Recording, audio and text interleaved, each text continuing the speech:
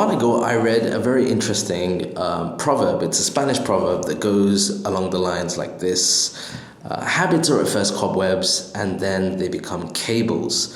And there's something immensely liberating about new beginnings, the start of a week, beginning of a new chapter in one's life, and also beginning of a new year.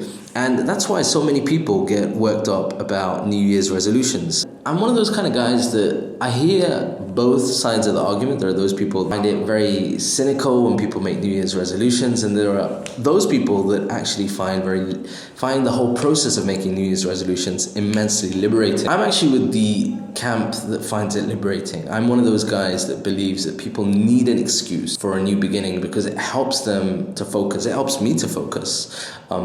I hate Sunday because it's the end of the weekend, but then on the other hand, I love Sunday because it means it's the beginning of the week. It gives me the opportunity to do the right things, to set the right goals that I need to get going, and we live in hope. I live in hope. I hope that every Sunday I can make that week a better week than the week before. And it's the same for New Year's resolutions. Now, I wanted to do this video to kind of share my own New Year's resolutions with you guys, but also to use it as a video that I can look back at the beginning of 2017. In order to get the right habits formed over this period of time, there are two things that you need to consider. The first thing is about setting the right frame of mind. I want to share what I've picked up, what I've learned, what I've heard from other people, and what I'm going to try and aim to do this year. That's the first thing. The second thing is then actually sharing some of those New Year's resolutions. I'm not going to go into the full depth, but I am going to try and give you an idea of the way I plan on doing them, and obviously telling you what they are. So when I did my own research, one of the things that came about, and this is particularly poignant here in the East, is they talk about habits being formed over around about 40 days. There's something significant about that number, 40 days. And that equates to actually around about 6 weeks. Now, it's interesting, some of the research that's been done about changing habits, forming habits, you'll find that some of the research points to between 6 weeks to 8 weeks as being the time frame to form habits that come naturally. The second thing within that point is the fact that you've got to break it down so that at the beginning it's really, really easy. And then as time goes along, it becomes harder and harder. Final thing is, don't try and do all those things all in one go. What you do is you work and you focus on getting your first habit or your first New Year's resolution in place over 6 weeks. And then you bring in the second one and you do the two of them together. The final point I want to mention is some of those habits, they warp and they change and they morph. So those habits, those New Year's resolutions need to be flexible as well. Now, for the sake of this video, I don't want to break them down completely. I've written them down on my phone, so I know what they are, but I'm going to give you an idea of the way I've done it. The first New Year's resolution that I have is give thanks daily. Give thanks daily. This is something that I really want to do. So what I've decided to be the medium of that is prayer, and also to be grateful internally for what I am given, essentially. I don't need to do it every single day. I can start off by doing it once a week. Really simple. I set a reminder in my phone for me to do that, and at that point in time when that reminder goes off, I will sit down and I will actually type it because I've got my phone on me everywhere. The thing is in the prayers. So for example, I aim to pray 5 times a day. If I'm having an issue with praying 5 times a day, I will focus on one prayer, get that going, and then start moving on to the others and get that forming into that 6-week, 40-day habit. The second New Year's resolution for me is live in the moment.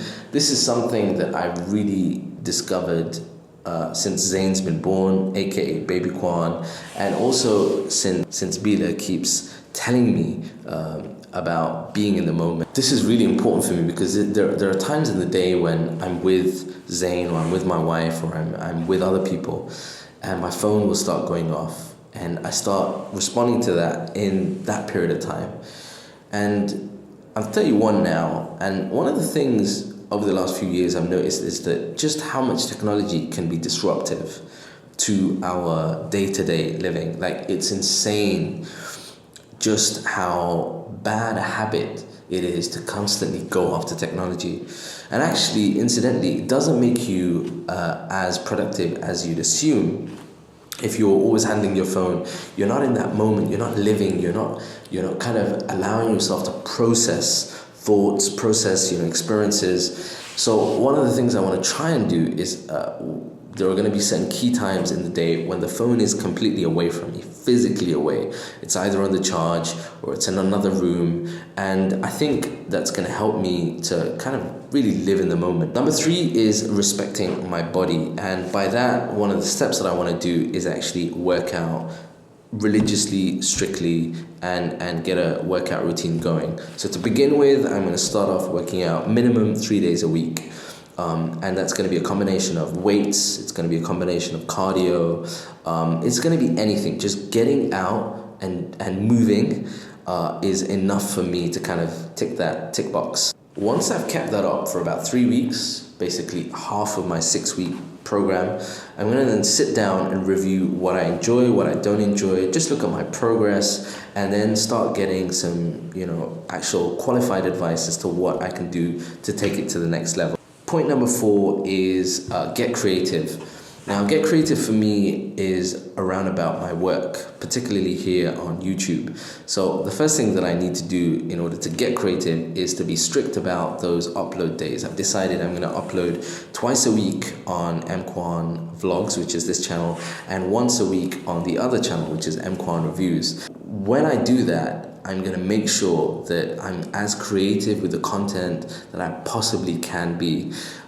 This means thinking about sort of different angles, thinking about different sort of ideas, watching other YouTubers and getting inspiration from how they've done their work. The final point number 5, and I'll talk to you about why I've only chosen 5 points, is make my money work. Basically, I want this year to kind of invest.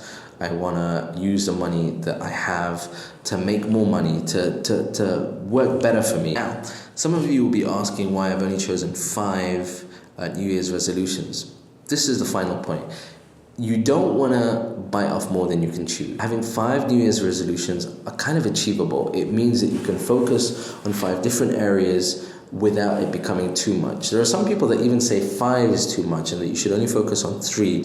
But for me personally, 5 is doable, and 5 is really what I want to achieve at the end of this year. So those are my New Year's resolutions, kind of broken down to some extent.